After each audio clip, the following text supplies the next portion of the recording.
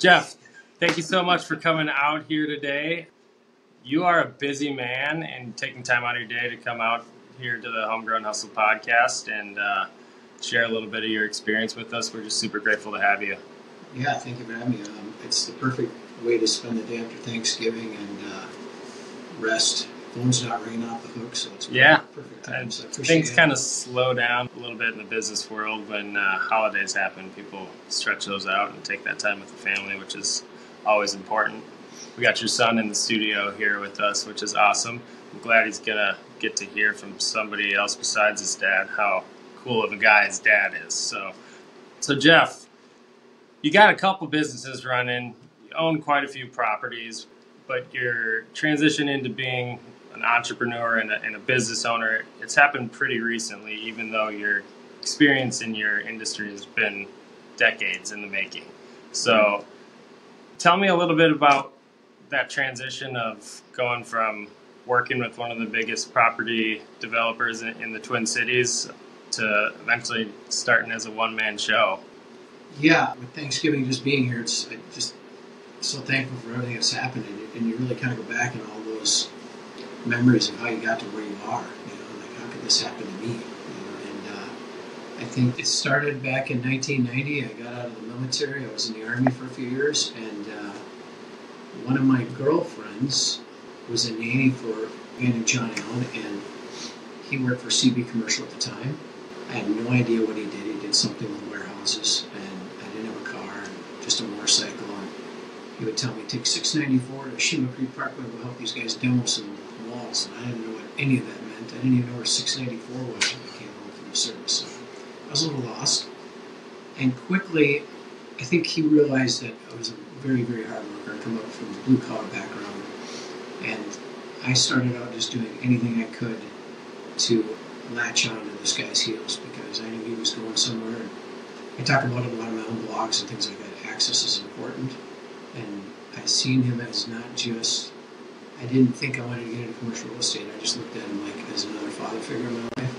And if he's doing it, it's probably going to work for me. In fact, once I graduated from college, I was his intern in the office. This was after years of working for him out in the field. I finally got to go in the office. I was going to take a job as a tile salesman. One of his friends owned a pretty big tile company. And then he said, where are you going? You can keep working here. And you can make a lot of money in commercial real estate. So by that point, I had already had a few years working in the field. And he would go out and plow snow with us. And we'd landscape our own buildings, change our own light bulbs, paint walls. There's so many great memories of how hard he would work alongside of us guys. And so then in 2009, I'd been with John almost 19 years and a number of months. And I got to think part of that was during college because I didn't get done in college in 4 years like the average person because I was working the whole way through. So I think it took me about 6 years, but I had worked in the field with John and then in the office. And that decision was based upon I just needed to figure out what I wanted to do for me and get out from under his wing. And my daughter was pretty young at the time, and I wanted to be able to spend more time with her. And Commercial Equities Group was born, 12/9/09. I had no idea what I was doing, so I took a couple motorcycle trips and thought about it. A lot of shops were calling me, finally a smaller niche shop, ERSI. Gary Nordness, I had just finished a deal with him, a pretty big deal with John Allen. And he said, where are you going? I'd love to talk to you.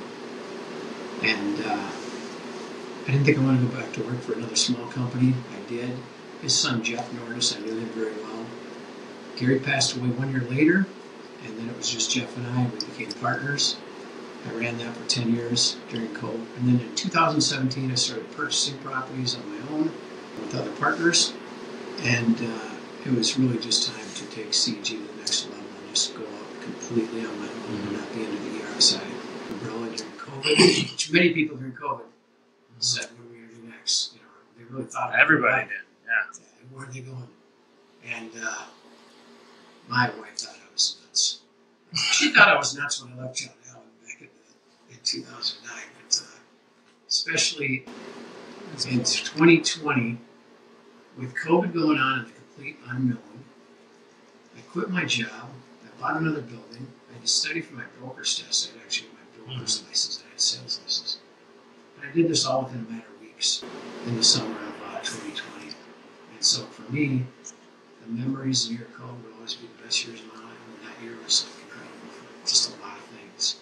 And then I just soon realized once I took off and went on and did it, like, I didn't have to convince my clients to please come with me or anything like that. They were like, yeah, let's go. And so just incredible clients, incredible people all around me in the sports system. And meeting you and people like you just continue to grow since then. So.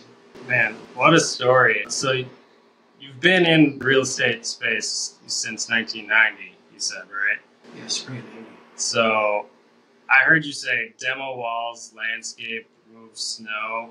I didn't hear a lot of, I talked to this person, we made this deal, and we leased this property, although I know it did happen, right? So how much of commercial property management and like that space is really all those other things that just come along with building? So when I worked with John, he had just left CB Commercial, and when he started his company, it's almost weekly I look back, like, how did we do it? Like, I didn't have to really reinvent the wheel a lot, but when we owned properties, John had owned properties, I didn't own them. Every time you could do something, be your own general contractor, be your own painting, make sure you're doing your own snow plowing, things like that. In fact, I actually hired management companies initially when I bought some properties because I didn't have that team assembled. We'll talk about that later, why I had to get that going. But there's so many ways in this business to become a better landlord for your tenants and also manage those properties in a way that you're actually taking care of the physical asset rather than spending money washing windows 6 times a year or something like that. That you actually take care of the physical and keep your tenants happy. So there's a balance there. You have to find that out. So how do you go about finding that out? Because you can't do everything at your building, right? Yeah, it's all got to fit within a budget. So it starts with the budget. I know we talk about knowing your numbers all the time. For somebody coming into commercial real estate or just a business owner looking for their first space, what numbers are even important to think about when they're kind of taking that initial step in that direction? Well, I think number one, talking to a broker is always going to be important. I was working on a deal yesterday that we're trying to unravel something somebody did years ago, and they like overspent. Like when you design a commercial space, it's not your home on Lake Minnetonka or wherever your home may be. It's not this personal thing. It has to work for your business. But if you're building or buying if you're building or leasing a space, you have to think about what you're doing for the improvements, and will those improvements be able to be used for the next person? You specifically build it up for you and what you need. Number one, if you're leasing, the landlord's not going to like that because he kind of wants a generic space that for the next person you can just put in carpet and paint and move on and get another tenant. And so when you start getting into these specific things, like we're sitting here in this room recording this and saying, well, I need a sink over here just so I can wash my hands instead of walking 10 feet to the other side. And there's a lot of tenants that think they need things, but in most cases, if you're a growing business, you may not be there that long. So you need to think about, do you really need that right now to get your business going? And from 2020, I just had to go through that with my own business and figure out what I need for my office needs. And on the buy side, it's the same thing. You can over-improve a building. It's how long do you think you're going to be there? Obviously, I think that people should buy a building and own a building if they can. If there's anybody out there listening that doesn't have a business, just wants to own a building, and owning properties is just a super awesome thing. Well, it is pretty much owning a business when you own a property, right? Like it is a business, even if you use it for your own use. Yeah, and so often contractors think that everything that you do to a building, like your snowplowing contractor or the painter, they start to fall into this belief that, well, the tenants pay for it anyway because it all goes into the operating expenses. And that depends if you have gross leases or triple net leases. It could be different either way, but the truth is you're still a steward of those tenants' money, and the job with that money is to manage that property, pay the taxes, pay the insurance, and do the upkeep to keep the building looking decent. Now, in doing that, you're still somewhat improving your building. If you don't patch your parking lot for the 5 years the tenant's in there, if you don't patch that parking lot like every year a little bit, at the end of 5 years, you're going to be putting in a new parking lot, just as an example. And maybe not 5 years, but it might already be 15 years old. So you have to stay on top of that maintenance. And then you have to figure out how you get that maintenance within the budget. So an example is, if you're paying $10 in net rent and your expenses are $5, okay, and you run that property.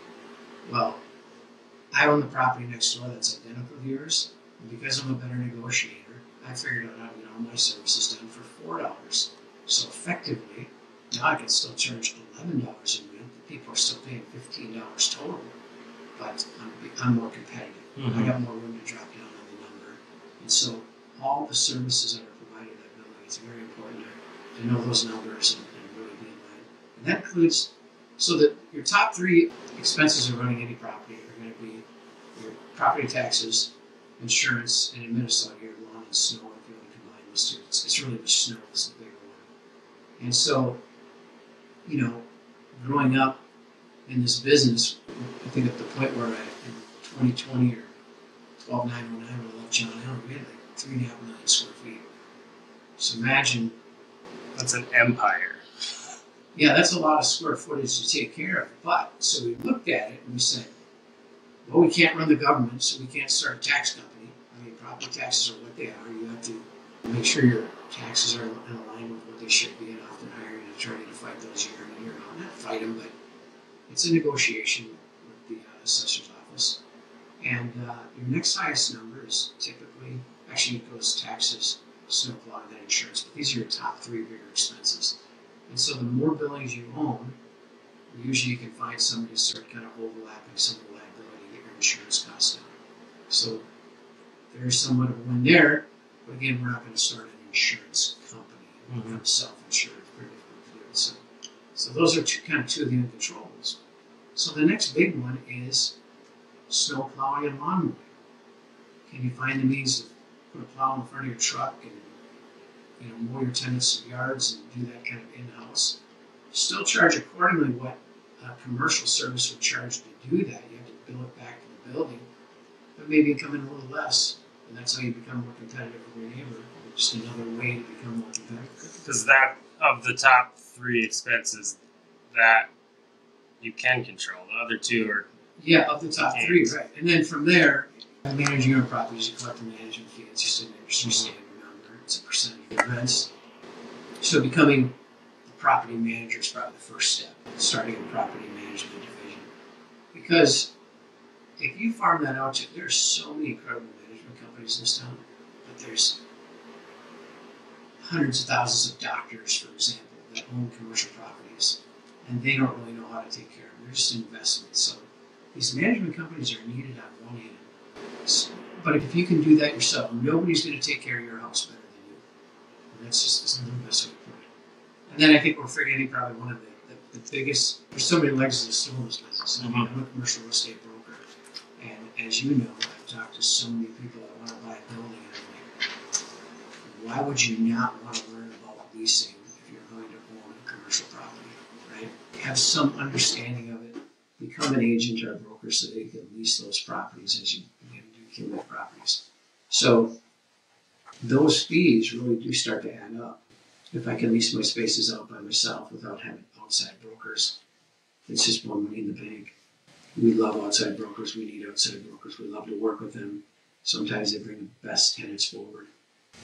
But all the numbers have to work with that when you're buying a building. But if you can do it without, it's just another bonus. So there's just so many avenues to create some income streams. So, how is it a common practice for people that manage multiple buildings or own multiple buildings to also have snow or lawn care division or a business that they run kind of alongside that? So, I don't think a lot of people manage their properties. They're more mom and pop owners, and they do gross deals, and they just kind of do that stuff. I don't think that most people have the insight, maybe that I was able to gain in all my years in this. Partners and I bought some buildings about a year ago. They were gross leases, so we inherited these leases that are gross leases. So we can't adjust when the taxes go up. our income actually kind of goes down because there's not big enough increases in the leases to keep up with taxes these days. The properties are starting to work really well. We made the decision of buying a trailer full of lawn equipment and having one of our guys just start mowing those properties. In fact, some days we go out and mow those properties, and people say, "You go mow those properties?" Hey, John Allen was painting buildings and snow plowing with us all the time. I'm not against work. Yeah. There's always better use of my time. But I think that to answer your question, if people go out and buy that stuff, you have to be prepared that if you're a contractor, if you have one small building, you hire a Billy on the corner to plow your lot and his truck breaks down. The tenants don't care about Billy's truck breaking down. Yeah, So you still got to take care of You it. got to have some equipment at some point to kind of pinch it or have a backup plan at the very least. So it's good to have. It makes the self-managing more interesting as well because you know what's getting done. It's not, you can't say to your tenants, well, the management company screwed up. You are the management company. So you screwed up. And the communication's a lot better. So when somebody, they want to buy a building and use that to start to build some assets that are kicking off some money, like at what point does it make sense for somebody to actually use a management company? So, like you're a businessman, I mean, and many people have. If you're the actual business owner and you're in a building and you're buying real estate, you're running your own business out, it might snow 3 feet tomorrow. You may not care. You know your business and when you're going to need to get at certain pieces of equipment. So you can self-manage your own property if you're a small business and you're in the entire building or a majority of the space in the building, right? Maybe subleases half of it or a third of it to another tenant. And you know that person and what their needs are. But when you start getting into the investment deals, we have larger properties and multi-tenant tenants, and you're trying to run your company and try to manage that at the same time, it becomes very challenging. I mean, tenants are like a puppet show, I like to say. There's my whole career, the most challenging tenants are always my favorite. Like I always wanted to figure out what makes them click and how to make them happy. And although it becomes frustrating sometimes, it's really kind of fun to do. But if you're these doctors that I'm talking about, you own investments, it's not likely that you're going to try to manage those on your own. And so currently we only manage our own properties. Eventually, as we grow this, we might start doing at least for close friends and things like that. But you got to you got to figure out really what it is you want to do versus growth and growing our portfolio and managing your own. Building a management company is something, though, that's a business you can build and sell that business at some point. So everything we're doing to build the management company, we're trying to be so careful to do it and do it correctly so that somebody can take that over at any time period. So the management company is part of a business that is really your investment side of commercial real estate. Right. The backbone is Commercial Equities Group, the brokerage company. I tell people this. I explain this to my team all the time. If we don't have the brokerage company as we go out, and I partner with the people on my team on some of these properties as well. If we don't have the brokerage company, and we're going out and buying an empty building, 100,000 square foot empty building. Let's just say you and I we didn't know anything about brokerage. We bought a 100,000 square foot empty building. We're going to pick up the phone. We're going to call one of the big shops in town and be like, "Hey, we bought a building. Can you lease it?" Like you have no control. So to continue to grow, the brokerage is really the key to that because we have all the marketing and all the systems in play to be able to, and the brokers on the team to be able to fill these spaces and also help other clients and do other things. But it really allows you to grow a little bit faster because you're motivated to find the deals a little bit differently. And usually before we buy them, we have a couple of tenants lined up before we close. So it's you need all the pieces. Yeah, all the pieces. I mean, we're starting to get them together too. So let's talk about your team a little bit because you've kind of exploded since 2020 when you really went solo, right? Yeah, my intentions, I had started buying some properties. A very good friend of mine, Rafik Moore, and he's the one I had lunch with him, and he said, instead of sitting down and asking how many kids I have or where I came from, he's like, "When are we going to buy a building?" And I thought he was crazy. I said, "I work for John Allen. I'm not John Allen. You get the wrong guy." And I think like 1 week later, we had a building under contract. So my intentions when I first left in 2020 to get my broker's license was simply that I didn't want to have to answer to anybody else at that time. And when I go back to 2020 and I think of the 5 people that immediately were supporting my decision to jump, and this was really the big jump. I think it was bigger than, well, 09 would have been probably the biggest jump, but it worked out. So I guess the biggest recent jump is, I don't know, 09. I didn't really get lucky. I remember going out in 09, I didn't really have a plan. I didn't own any buildings, and I had to start cold. Because with John Allen, I was working on our internal portfolio to lease. Whereas when I went to ERSI, I had to go out and start finding clients where people on my team have to do that now. So I'm very aware of how that feels to have no pipeline and start going. Just build relationships. Yeah. But in 2020, I had a lot of relationships, still have just incredible relationships with people. So as scary as it wasn't the same, but I was determined that I was no longer going to rely on anybody. I mean, for licensing and things like that. In fact, the guy that probably would have held my license passed away about 3 months ago. And I would have been as busy as I am, like, oh my gosh, I'm going to study for my brokerage. So I was glad I did it. And I did it in like 8 days. So it was pretty crazy. But anyway, I called Fiverr and said, all right, got a hold of Really? I'm sitting it's COVID. I'm with Levi, my wife.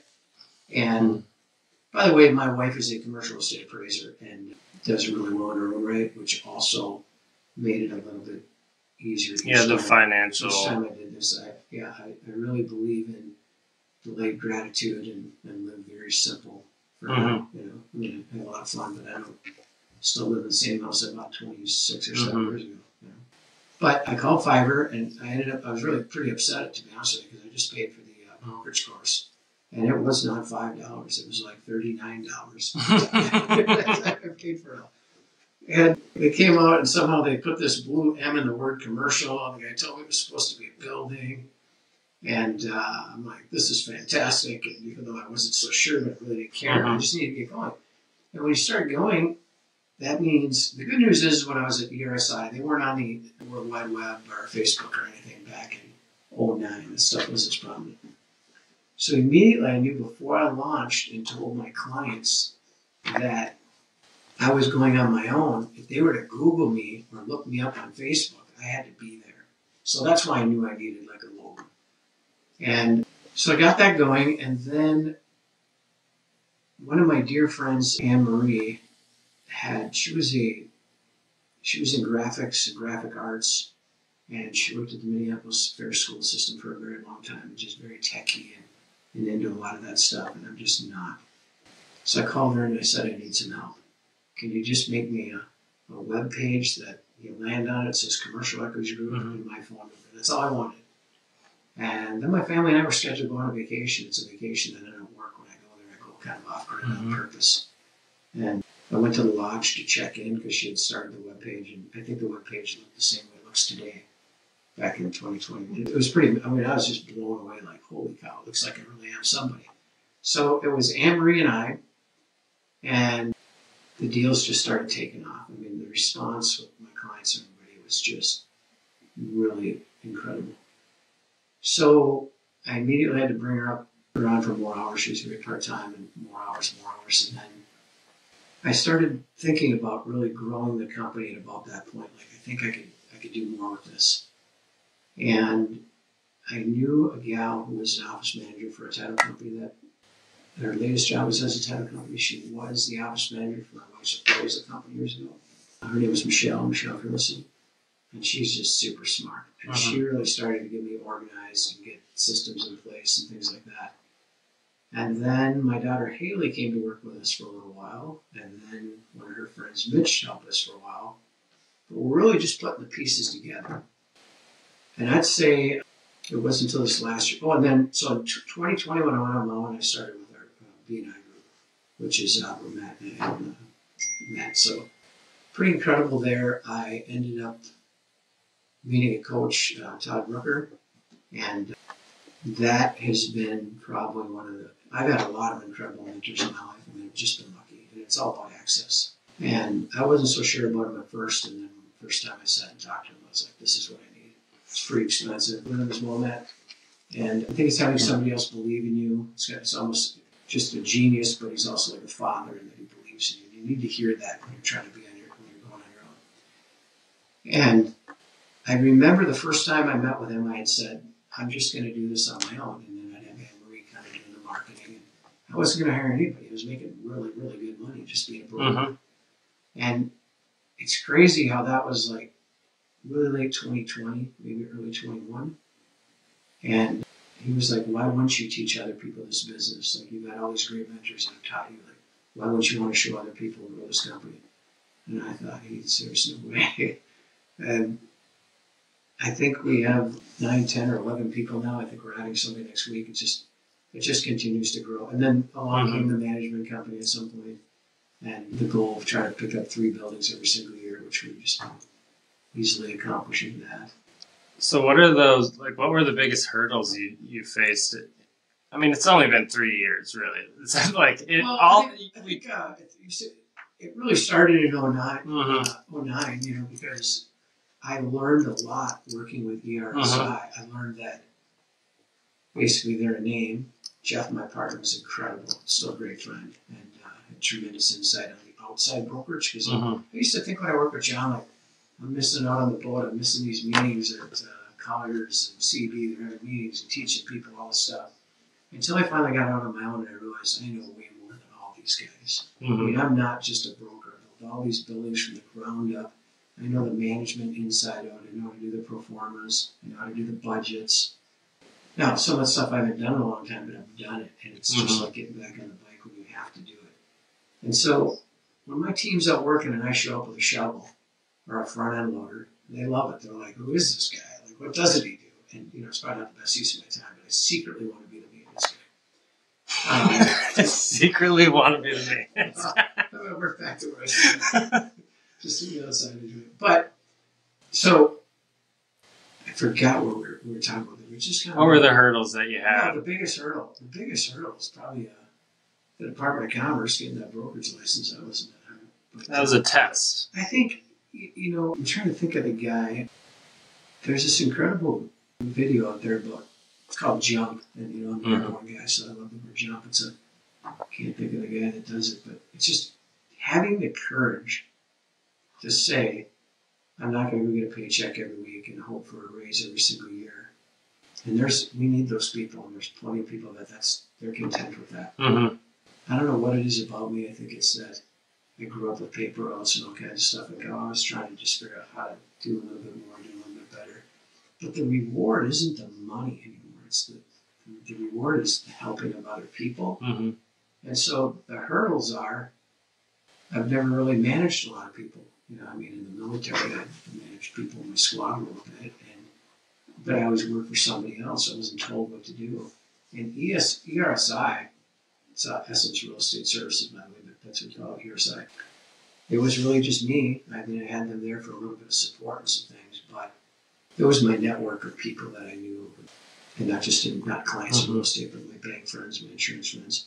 And a lot of those people work for a company for a check too. So even today, when I'm talking to somebody across the table like yourself, to talk to somebody that actually owns their own business and does it day in and day out, the insight that we can share back and forth is just, it's a lot different than your neighbor that sells insurance and makes $500,000 a year selling insurance for a big company, right? It's just a total different thing.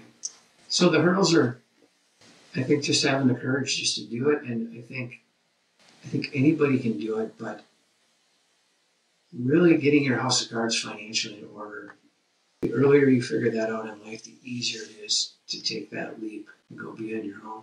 It's the poor guy that has 3 children, his wife's no longer working, and he's got to pay all the bills and the insurance. He's got this super cushy job where he's got the medical insurance and everything. So for him to leave, he or she, it's just very, very challenging. Whereas for myself, my wife was working at Wells Fargo Corporate at the time. We had great benefits. She did really well.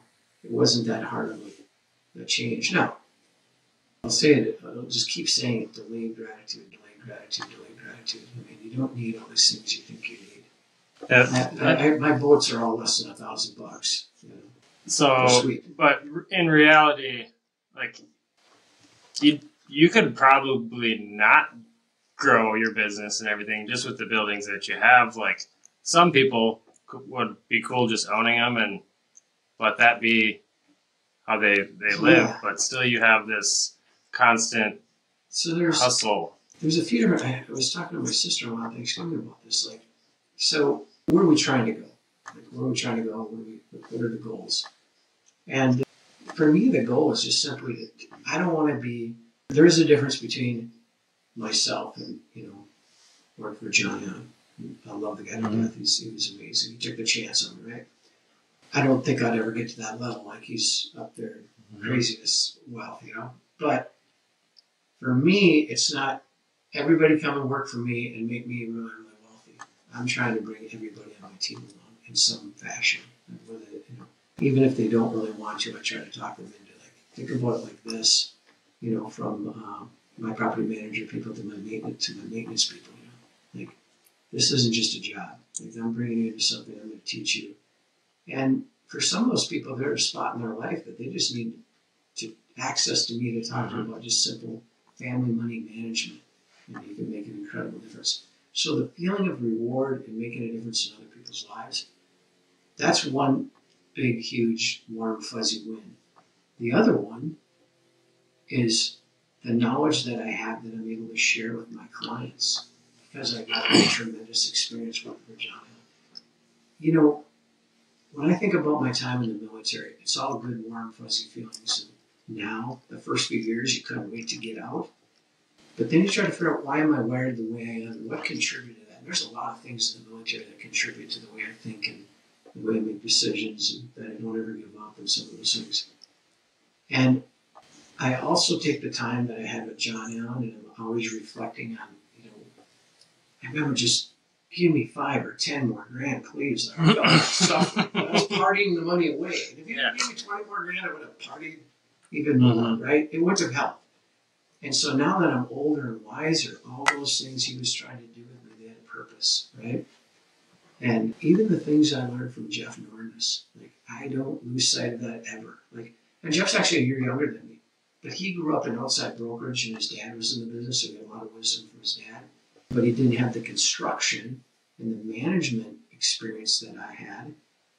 But he was able to teach me the outside brokerage stuff. And so I did brokerage with John Allen, but we were just leasing out our own properties. We never went out and took on a client.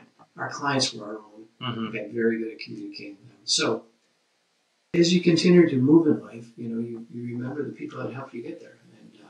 And I've just been, even backing up further than that, I knew in my paper on as a kid, when I went to the river houses, I made sure I had 10 or 15 minutes to go to the river houses. Because I had apartments on one end of the street, and I had river houses on the other end of the street. And the people on the river, when I'd go into their house, they'd say, how are you doing? How's your day going? How's school going? And I was just in awe that they cared. And then they just teach you little tidbits that I think all those things propel their life today. It all matters. So we've known each other for a little while now, and one thing I've noticed is how just incredibly compassionate you are. You're one of the most just generally kind human beings that I've met, and it's not to gain anything from it. It's just kind of part of who you are. Is that natural instinct? Has that kind of helped in the relationship development that's required for commercial real estate and really that outside management?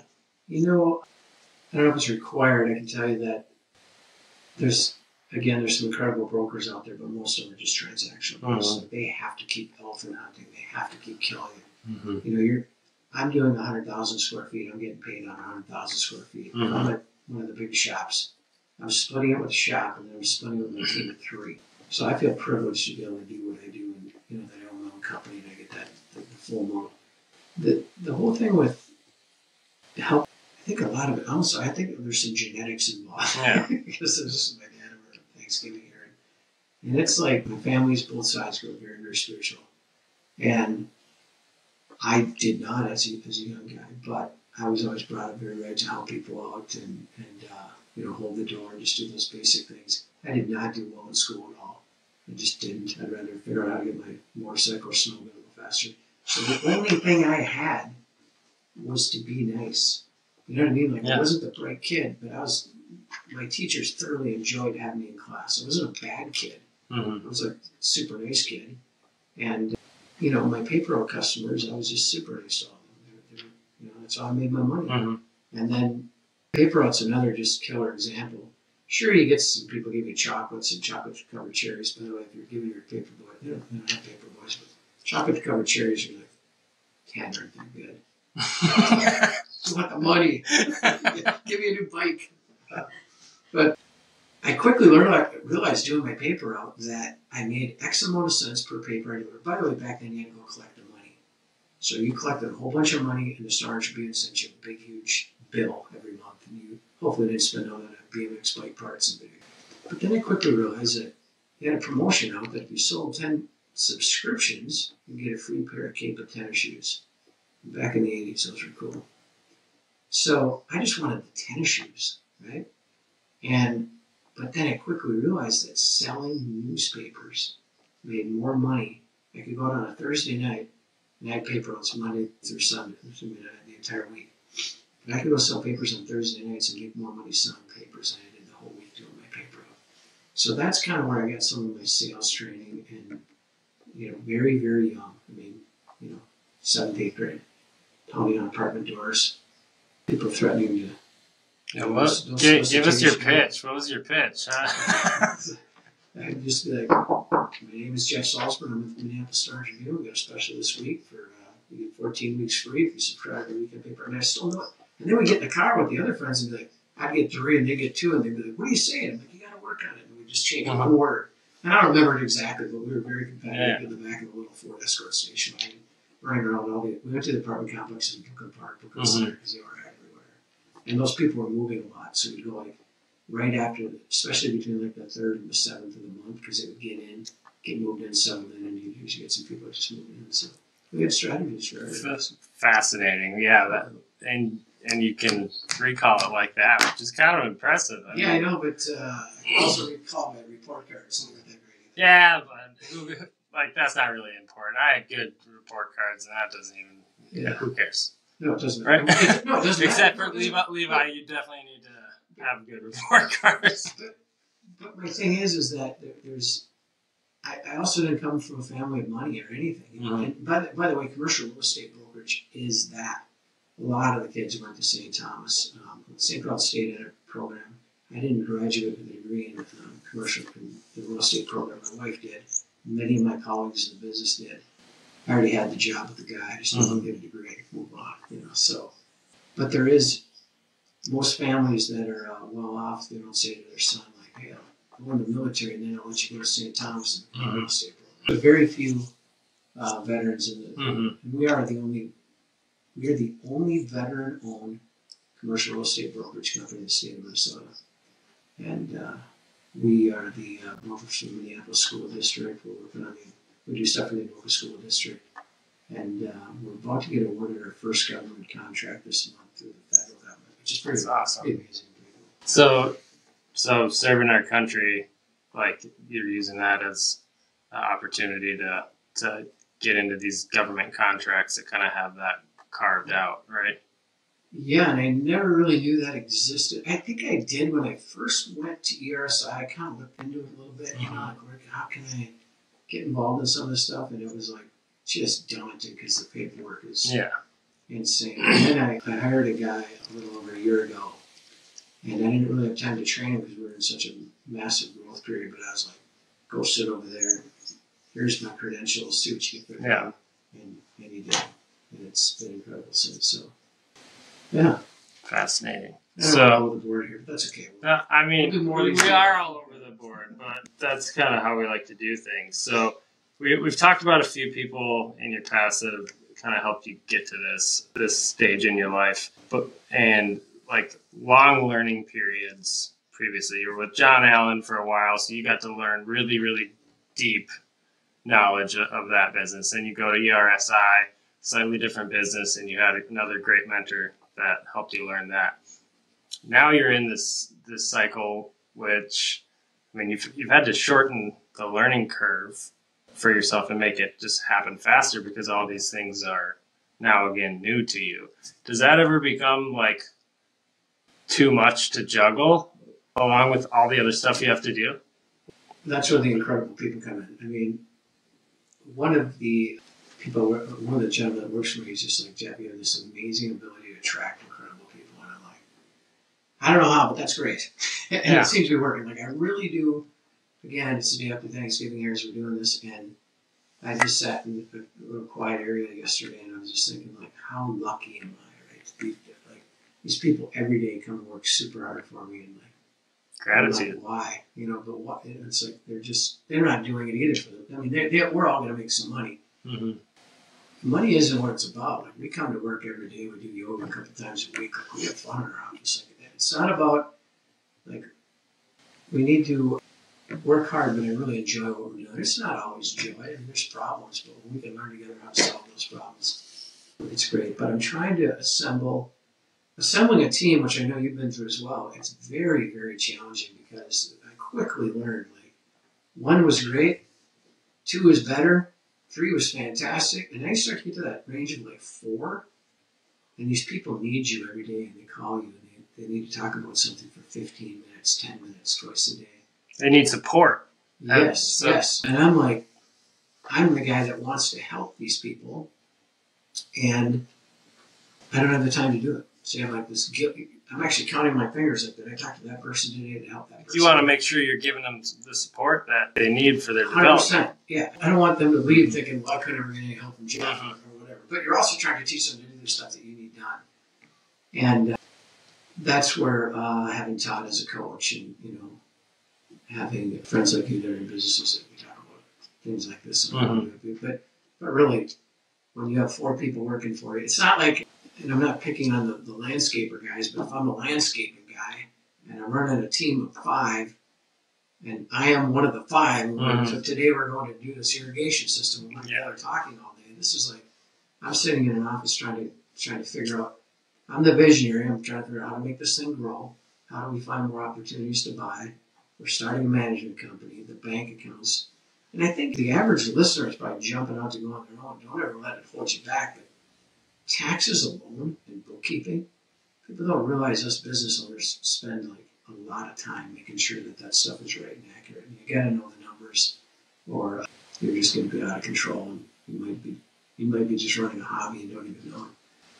There's a lot of great things that you can have a lot of these people on your team take off your plate that eventually they can just run with it to free you up to help them. You want them to continue to do the small stuff so you can help them with their problems. So we're getting there. So now you said 9, 10, 11.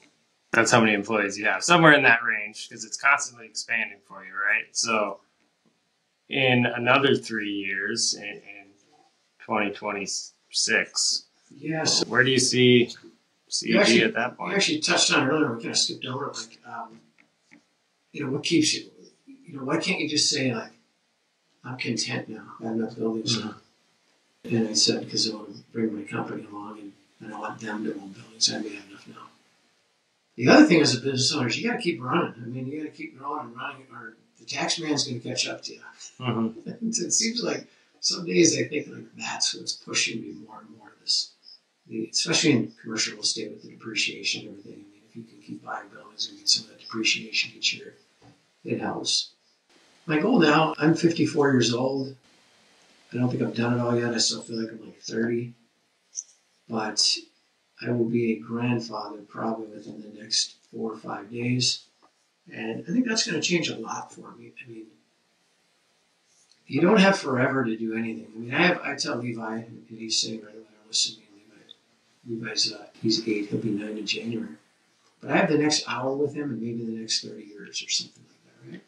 And so we don't know when that's going to end. The cool part about what I'm doing is I don't have to stop. There's no retirement program.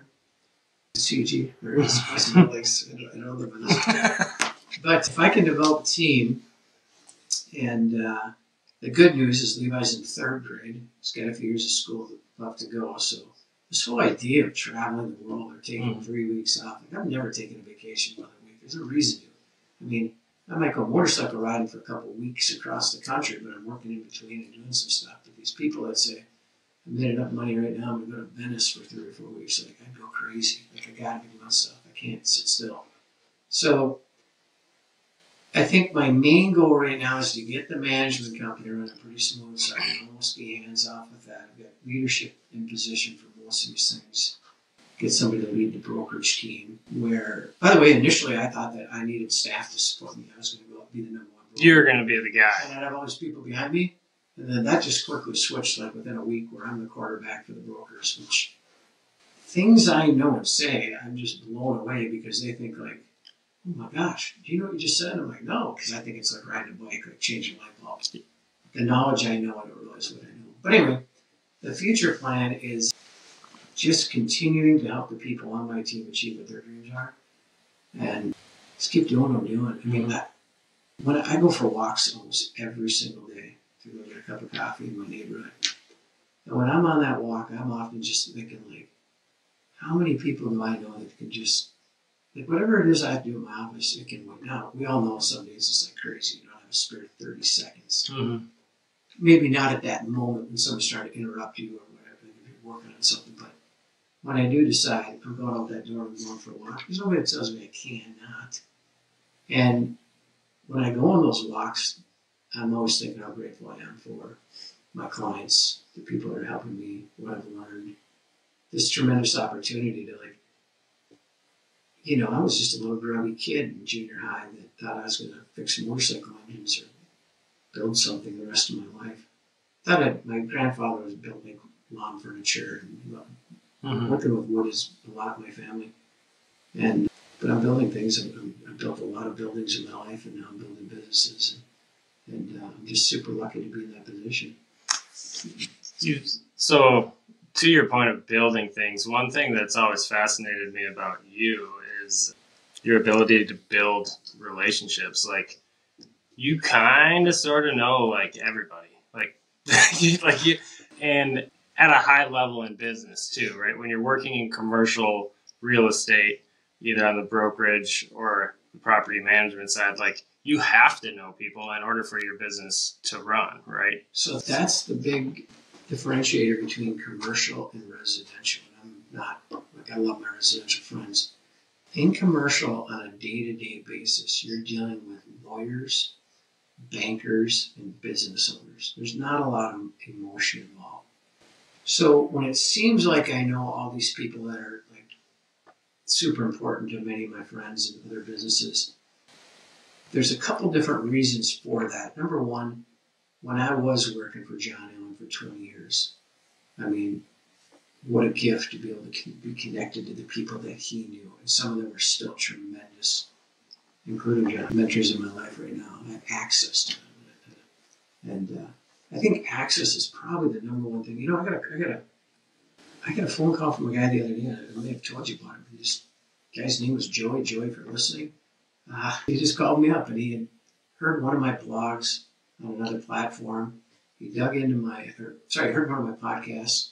He found me online and dug into my website and started reading my blogs. And he just called me up and said he's got to be. This guy's driving truck and has a dream to get out of being a truck driver. I sat down with him for like 3 or 4 hours. And I'm like, here's what you need. Here's what I can help you do. And just, if he keeps coming back and wanting the help, that's my reward. So I think that you create connections, whether it's, like I got connections from the poorest of the poor, especially because I have a lot of military friends that just really don't have a lot. But from there all the way up to the presidents of the biggest banks and the law firms in town, I probably don't need all the floor ones, but I treat everybody the same across the board. I don't like... Incredibly authentic. You can jump out of your super fancy car and I'm not going to think of anything differently of you. I'd prefer it if you pulled up in a 2006 Prius because that's a car I have right now. That's funny. So you've mentioned access a few times. Access to people, access to knowledge, information, all that, right? So for those that don't think they have access, like what would you recommend as? You know, listen, when Joey left me a voicemail, he's just the most recent. He just reached out. These things just happened, right? Yeah. He reached out and just said, I just got to meet you, man. And like, what do you say no to that? Why did you put that? Like when I did that content, including this stuff doesn't go away. I'm still listening to Jim Rohn weekly. right? As you probably are. He's dead, right? So I remember when I did the last podcast, or one of the podcasts I had done, that this particular person, a few people on it. Like, why am I doing this? I'm doing this because if it helps somebody else, that's great. And if it helps one, it's the old throwing the starfish back into the ocean or whatever it is, right? If you don't want to. But this stuff goes on and on. Levi might listen to this podcast in 10 years and be like, wow, I was on my iPad and I was really paying attention. Yeah. That's good, Dad. Yeah. Right? So that's why you do it. And that's why I do my blog as well. But I do a blog and a short every single week. Tell us about that. Tell us about your blog. Yeah, so this was another Todd Rooker thing. He's like, you got to do a blog. You know, I'm like, you are. I got a lot of stuff to do. There's just no way. So every Thursday night I'm tweaking that, trying to get that out. And I keep it super simple. Keep it really simple so it works for all audiences. You can't get too technical. I sign up for other people's blogs and it's nauseating. It's like it's being back in high school and reading my papers. Like, I don't want to do that. Just give it to me straight and give me some tips and I'll pick up the phone and tell you. So that's a way of access, right? When I say access, I'm talking about some young single mother out there that finally gets to buy her first home. Who's going to look at the mortgage? And I'm not a mortgage guy, right? But who is? If I knew who she was and she reached out to me, I might not be her exact answer, but I would. I'd help her. But I have the people that can at least, people that do it for nothing. You don't have to go to an attorney. Like, I got plenty of friends that like help you out. Everybody wants to help somebody because everybody has a gift in some area, right? And it doesn't have to be what your profession is. And so that's what access is. It's just some people don't have people that ask the simplest questions. You know, they grew up in a single parent home. The mom doesn't know. She just worked hard at the factory or wherever. And part of that growing up with not much for me, like I realize that. Some people are like clueless that those are things going on. So, yeah, pick up the phone, call me. Well, it's like, it sounds like you're almost talking about access to a different perspective that's greater than where you're currently at. So, two things I really believe in. Like, you have to find mentors, right? I can't be everybody's mentor. So, you know, if everybody started calling me after this podcast, saying, hey, you know, I can't help them all. But I can start doing podcasts that people can listen to. I can start doing blogs. And so I'm covering you're doing what you can. A larger audience. Yeah. So maybe you want to come on this podcast in the future and you come back and we talk a little bit more about some of these things. Because we talk all the time, Jeff, and the commercial real estate obviously is incredibly exciting for me and a lot of business owners out there because, that's where a lot of wealth lies. But we end up talking about so much other stuff that's more like parenting or like being a husband and just like those little things that are actually the whole reason we do everything else that we do. Yeah, like we're husbands and fathers and, it's all got to come together. There's some successful jerks out there. And I don't want to call it balance. It's just being who you are. It's really just being you. Mm-hmm. Like very often, I'll every now and then I'll get a request for a proposal, or I'll get a phone call from somebody, and they'll be telling me all their demands, and I just kind of step back, like, what planet are you on? Like, this is. They forget the human component to business, and that or they're so ingrained in their government job, or their whatever job it is they have, and they think like they have some title that I'm going to pay super. I should be just lucky to be talking to them. And I'm like, that stuff turns me off. I'm just going to be me, and if you don't like me, you get the wrong guy. Yeah. And I'll just be honest about that. So you get the wrong guy. We're going to have a little fun. We're going to get you deal done. You make some authenticity really just simplifies things in business, but your authenticity seems to have so many people gravitate towards you. You're kind to see that. And I know it's true. I appreciate it. But as a real estate agent, commercial real estate, like, you need all these relationships. So kindness being and authenticity, like having those naturally makes it easier to do your job because people just want to be around you. It doesn't matter how good you are in school or how, like any of that other stuff we've talked about. Like if you can just be like a good person that like people want to be around, now you can create that access now because now you create proximity to new perspectives, and that's super powerful. I think if you're a young person getting involved in anything, to continue to be genuinely you got to stay out of debt. I mean, I'm just like, listen, everybody becomes a different salesman when you get the wages due on the first of the month. Right? Like you're going to push somebody maybe into something that they don't want to do, or you're going to be overly aggressive. But when you don't have the pressures of that, you can really just be you. Because that can consume you. And it has. I mean, when I was younger, I remember like, I didn't sell anything, but I just worked super, super hard to do anything to pay the rent. But nobody needs a 60-inch TV. You know, Jim Rohn said, "What's a TV really cost you? You know, how much time you have to sit in front of that thing? That's the cost, not the price." And I love delayed gratitude. You just got and by the way, when I say this stuff, I'm saying it out of wisdom. Like when I came out of the Army, went to college those first few years, my life was a mess. I mean, I had every dead person called me in the world. So I'm telling you, like, now there isn't. You know what I mean? There, at some point, you're going to want to find a wife, so you better get your stuff together, a husband, you better get your stuff together. Well, like finances, it's required in family setting. It's definitely required in business. I mean, that's the whole purpose of it. So, like, starting with just spending less than you earn, that's a starting point for somebody, right? It's a great way to get your life going. So really just like that alone, if you don't have a business and you want to run a business, starting a business isn't going to get you all this money. You got to kind of start with a basis of something. So some type of security blanket or egg. You know, I think I'm a little bit different because I grew up in a neighborhood that if you didn't know how to weld by third grade, you might as well just get out. You're not riding bikes with anybody. So I grew up very, very mechanically inclined, and I think my stepdad for that, and I probably had some of it in me, but I just wanted to take things apart, fix them all the time. It's amazing how that helps in business. I mean, just especially buildings that have mechanical type stuff and things like that. So along with your finances, like Levi knows every tool in the toolbox, but to be mechanically inclined, like to be able to solve some of your own problems. That's why I wasn't an A student, you know, because I wasn't worried about. You're solving your problems, not the ones that they gave you. Oh yeah, but I was home after school trying to figure out like how to adjust a carburetor and get the snow faster. I was learning what I was interested in.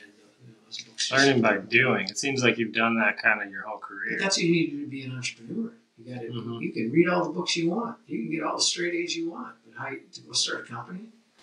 You got to do. I mean, we've talked about this a few times on this podcast before, but like you have to do something in business. And then once you get the ball rolling, now having access to those resources that can provide you feedback on your new situation, that's where the learning component comes into growth. Wouldn't you agree?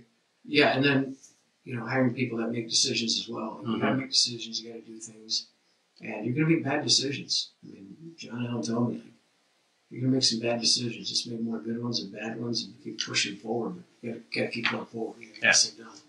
The other thing I tell a lot of young people is writing down your 10 friends, and it really is who you're going to be hanging out with. You and I are in a B&I group, and it's an incredible group of people that they're all striving to be better. I would say 80% of the people in there, it's not really about, they're not going to that meeting to grow their business. They're going there to learn they're learning from others on how to, they're not going there for a handout for a customer. They're going there to learn from the other business owners on what they do and how they do it to grow their business. And so hanging out with those types of people, if you're somebody young that's working at a typical job where you're punching in and punching out, who are you hanging out with at your break time? Hopefully you have a podcast in it, it's Jim Rohn or Ed Milet or somebody like that. Like if you just start doing that, reading a couple books, and start figuring out who do you spend the most time with and put those people on the list. I did it too late in life. I got a couple people that I had to take out, and once I took them out, I took off like a rocket. And then you just keep grooming that list and saying, the person you were with last weekend after the football game that you guys had 3 beers and you thought flicking off that card going by was a good idea, that's the guy that should be down at the bottom. That's the guy that's going to prevent you from going higher. And so you just keep that list going and keep improving the people you're spending the most time with. And your life and your goals and the ability for you to start a business someday is going to increase just from simple things like that. Just and you got YouTube. Yeah. You got well, I mean, technology has made it so much easier to have access to new information, right? But information like we're talking about these leaders that, and I'm not talking about them like I'm not talking like Jim Rohn as a motivational speaker. You can listen to all that hoorah rah, Tony Robbins all you want. Tony Robbins is absolutely amazing. Mm-hmm. You can listen to that all you want, but like we said, if you don't do it, you're wasting your time. That's implementing it and going out and executing something. On one of my walks the other day, I listened to a podcast about forgiveness because I had something big going on in my life. I was forgiving a friend, and after I forgave him, I listened to the podcast. I knew I was going to do it, and then I listened to the podcast. So I do things that are timely with what might be going on in my mind, and something like forgiveness, forgiving somebody for something, you don't realize the amount of weight that takes off your shoulders. How it's holding you down when you're in the office working on your deal or what you're doing. You got something else gnawing at you. It's taking up that space, and that instead of thinking about a deal or your son or your wife, you're thinking about somebody that ticked you off, and that's not it's not worth being. It doesn't deserve that space, right? You know? But I think the average person, if you're this person working this job where you don't like and you don't know how to get out, like there are YouTube videos out there that will inspire you to move on and start teaching you how to move on. Like we didn't have that. We had books. The books have always been around. But if you're driving a truck right now, or you're doing something where you can have an iPod in your ear as you're doing it, and maybe you're super happy doing it. Like there's people that are very, very content, and I'm not taking away from those people, right? I'm talking about the person that I was 20 or 30 years ago, just totally, my gosh, what am I doing? Like this is not working. It's like how do I improve? And you just need encouragement. You need somebody to say, I'm proud of you. You need somebody to say you're doing an incredible job. Employees need that. And so, and by the way, everybody on my team is a business owner. They're not like employees. Like they all own properties with me and have things. So it's like they need you're constantly pulling more out of them. So is CEG currently hiring brokers? Anything? There's any openings? Yeah, I think we have somebody coming on next week. We're looking for brokers and property managers with some experience or somebody that has the ability to want to learn to be a property manager. Good people are all over looking for jobs, but they don't know really where to look. You know, there's so many. I talked to somebody this weekend that actually it's somebody we're thinking about hiring, and she lives in St. Cloud. So she just had experience driving forklifts and all these factory-type jobs that are up in St. Cloud because nobody's given her opportunity to show her. Well, you might be an incredible property manager. Have you ever thought about it, dealing with a lot of money and budgets and stuff like that? Like it's never even dawned on them because of the environment they're in and the people that they associate with. That list of 10. So, I mean, it's so powerful. And, I mean, if you don't have 10 rock stars that are all business owners, then a podcast or a YouTube video or a book, like that can be new insight that now as you're acting in that way or learning, now you have other people gravitate towards you because they see what you're doing. But it's hard to have that type of foresight. But let me think. I like the list of 10. We could do a whole podcast on this, right? It's like, you remember when that girl dumped you, back when you were younger, you thought it was the end of the world, and you'd be at the parties with your friends, you'd be quiet, you just wanted to cry in the corner, like you wanted everybody to have pity on you. And eventually you found somebody else because they were married to the kids. But if you don't, every person on that list, as you drop that person at the bottom that's causing problems in your life, you're opening the door and you're growing and you're reading books and you're listening to those podcasts. You're becoming better. And so now you're learning to associate with people that are a little bit better than you. You always want to be reaching for somebody like Joey called me. Yeah. There's a lot of room in between there, right? Yeah. So I'm not trying to put myself in. I'm learning just as much from Joey as Joey. It's a gift to both of us. But my point is, where he wants to go, there's a lot of changing in that list. And so time is one thing you just can't replace. If somebody calls you this weekend and the last time you hung up with that guy was like a total train wreck, you know, you got to be like, do I really want to go do that? Or could I do something else and get that guy off the list? He's already off the list. Like, you've already decided. Now go hang out with one of your friends and push it through. It's crazy, but you think about spending your time like you think about spending money. I mean, that's kind of how you've talked about it. And and those friendships almost are like the different buildings you look at potentially investing into. Like, do you enjoy your jobs, or do you enjoy your friends being around, or is it like having a job you don't like? You know? But that alone, like, some people don't even think about it. They're just around the same people forever and just like let life happen to them. You could still love them all too. Like, the people that, like I said, there's two that I pretty much got off my list probably 10 years ago. I love them deeply. I care about them a lot. It's just can't hang on. Yeah, love them from a distance. I mean, sometimes that's the best for everybody. And like, hard decisions, just sometimes doing it creates that movement in a direction that now something totally changes, a different opportunity, opens its doors that would have never been there. But that fear of losing somebody or leaving somebody, whatever that is, like, it's not like a bad employee that you get quickly, like that contaminates the team. When you're dealing with a friend, you just slowly don't respond to their texts that quickly.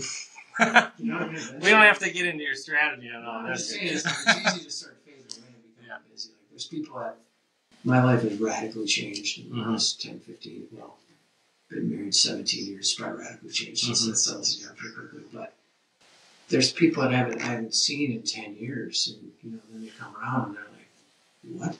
Yeah. You know, you've evolved so much. But they still expect you to be at their same pace that they were going, and you're just kind of a different person. It doesn't mean you don't love them or care about them. I mean, we've talked about that on a couple podcasts, how that success as a business owner creates some distance from people that aren't business owners, that may be your best friends, but it just puts up walls either between your friendship or how they view you. Like, they're just not on that wavelength. Like, that can be hard. It's not always. Sometimes it hurts. It's hard to have conversations.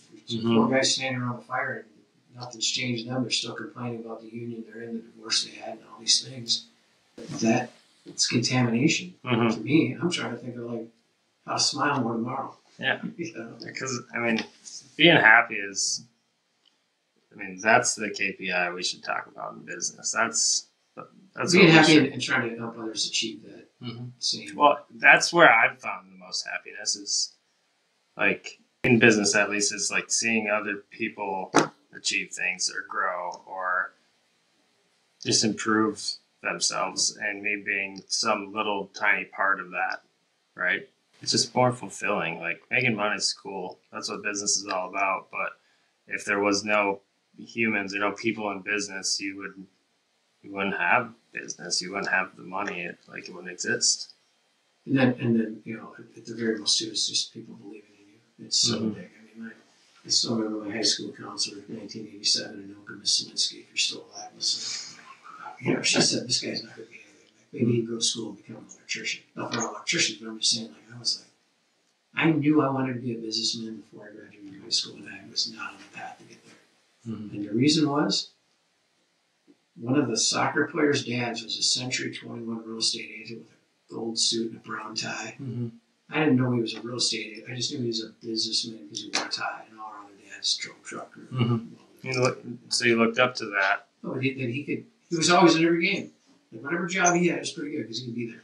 If I would have, like Levi, for example, I would have said to my dad, like, hey, Tuesday I got ski lessons at Buck Hill at 10 o'clock. I need a ride. My dad would have been like, you better get your skis and walk up the hill and ski in the backyard. You know, the fact that I could take Levi to ski lessons in 2 weeks. Yeah, that's time. Yeah, he's going to go skiing with the instructor. I'm going to make some phone calls, but it's all part of it. You weave it into your own day. And that's happiness and living to a T right there. Well, when you can control time, like, I mean, not control time, but you get to work your work around your life instead of your life around your work. Like, that was one of the main reasons I could never work for anybody else after I saw that as a potential early on. That's too, is when your baby's crying, your young daughter, and you know, you're like, That's real stuff. People are like, it didn't used to be real, but now it's like, yeah, big deal. I'm feeding my dog right now. It's barking. Maybe I'm better off being inside instead of talking. We all got to quit being this fake corporate thing. And, this, I couldn't go on a show unless I wore $1,000 suit and tie back when I started this business. And it was respect for the other senior brokers. Now, I think dressing is important, depending on what it is, but I probably went to too many shows with flip-flops and shorts and had more success. So, being me. Yep. So. I mean, all right, Jeff, like we could go on forever here. We're definitely going to have you back on here in the future. For anyone that does want to reach out to you for local real estate or just any other questions you have for Jeff, like how would they? Yeah, I think the best thing to do is go to our website. You can look at our blog, CEG spaces.com, or our main office number, 612-788-1552. Awesome. Well, thanks again, Jeff. Really appreciate your time, and hope you enjoy the rest of your weekend.